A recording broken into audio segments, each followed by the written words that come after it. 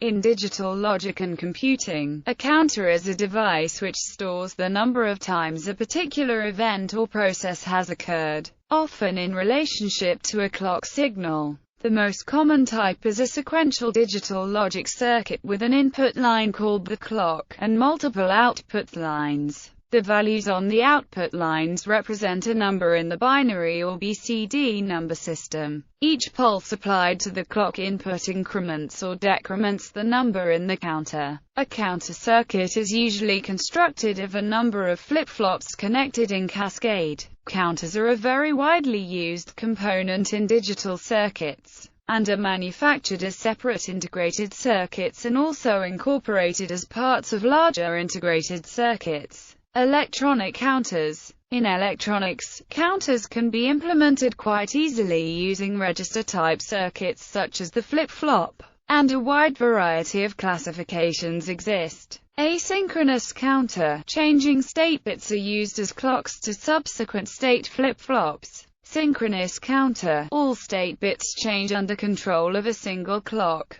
Decade counter counts through 10 states per stage. Up-down counter counts both up and down, under command of a control input.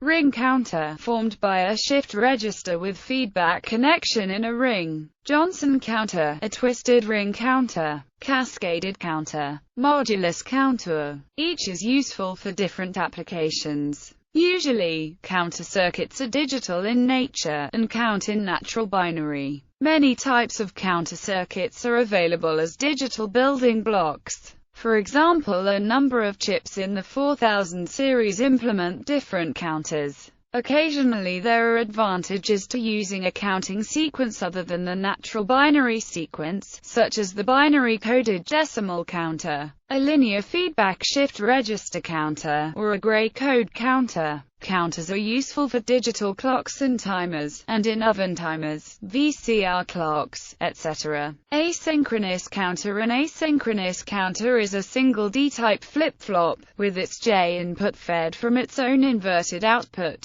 This circuit can store 1 bit, and hence can count from 0 to 1 before it overflows. This counter will increment once for every clock cycle and takes 2 clock cycles to overflow. So every cycle it will alternate between a transition from 0 to 1 and a transition from 1 to 0. Notice that this creates a new clock with a 50% duty cycle at exactly half the frequency of the input clock. If this output is then used as the clock signal for a similarly arranged D flip-flop, one will get another 1-bit counter that counts half as fast. Putting them together yields a 2-bit counter. You can continue to add additional flip-flops, always inverting the output to its own input, and using the output from the previous flip-flop as the clock signal. The result is called a ripple counter, which can count to 2n1 where n is the number of bits in the counter. Ripple counters suffer from unstable outputs as the overflows ripple from stage to stage.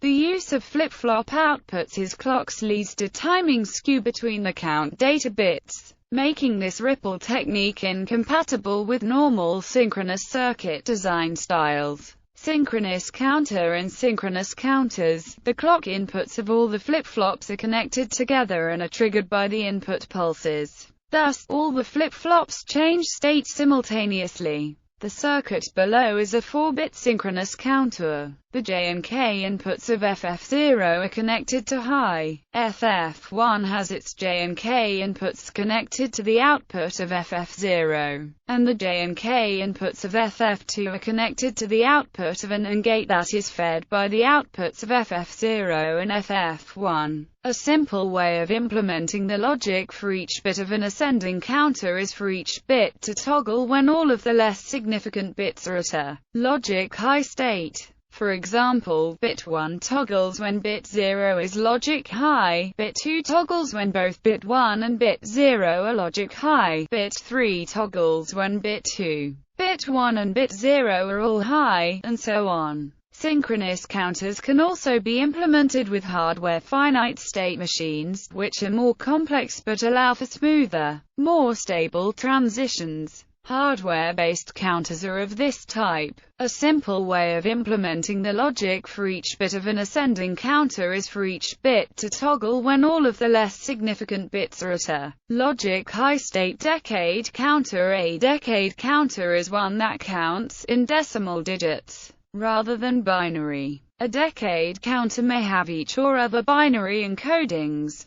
A decade counter is a binary counter that is designed to count to 1010B. An ordinary 4-stage counter can be easily modified to a decade counter by adding a NAND gate as in the schematic to the right. Notice that FF2 and FF4 provide the inputs to the NAND gate. The NAND gate outputs are connected to the CLI input of each of the FFs. A decade counter is one that counts in decimal digits, rather than binary. It counts from 0 to 9 and then resets to 0. The counter output can be set to 0 by pulsing the reset line low. The count then increments on each clock pulse until it reaches 1001. When it increments to 1010, both inputs of the NAND gate go high. The result is that the NAND output goes low, and resets the counter to 0. D going low can be a carry-out signal, indicating that there has been a count of 10. Ring counter. A ring counter is a circular shift register which is initiated such that only one of its flip-flops is the state 1 while others are in their 0 states.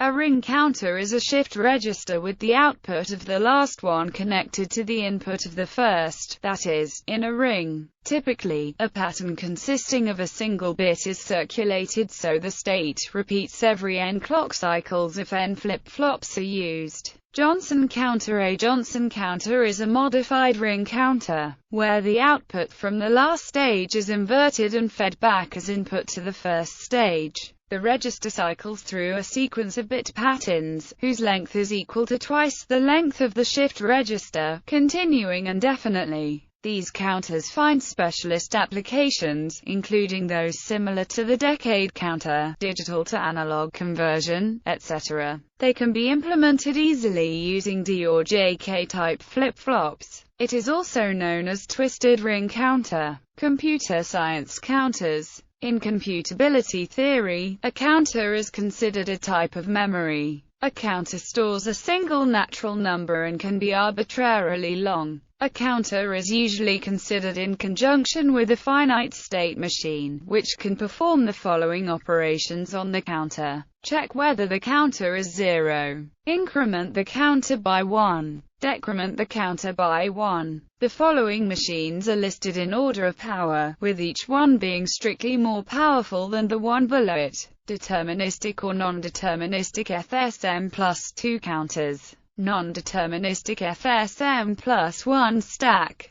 Non-deterministic FSM plus 1 counter. Deterministic FSM plus 1 counter. Deterministic or non-deterministic FSM. For the first and last, it doesn't matter whether the FSM is a deterministic finite automaton or a non-deterministic finite automaton. They have the same power. The first two and the last one are levels of the Chomsky hierarchy. The first machine, an FSM plus 2 counters, is equivalent in power to a Turing machine. See the article on counter machines for a proof. Web counter. A web counter or hit counter is a computer software program that indicates the number of visitors, or hits, a particular web page has received. Once set up, these counters will be incremented by 1 every time the web page is accessed in a web browser. The number is usually displayed as an inline digital image or in plain text or on a physical counter such as a mechanical counter.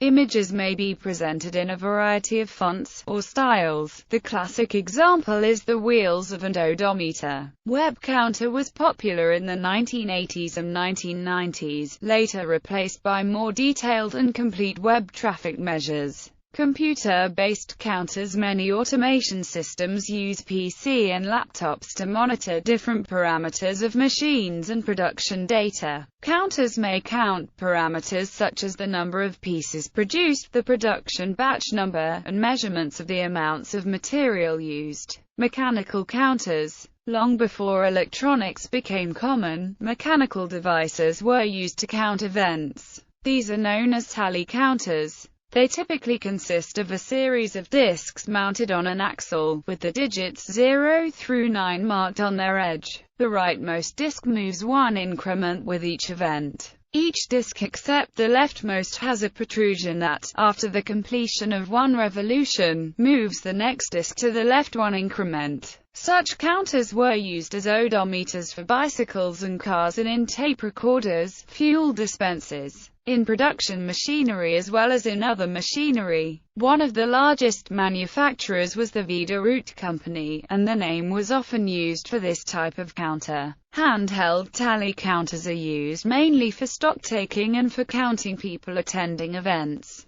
Electromechanical counters were used to accumulate totals in tabulating machines that pioneered the data processing industry.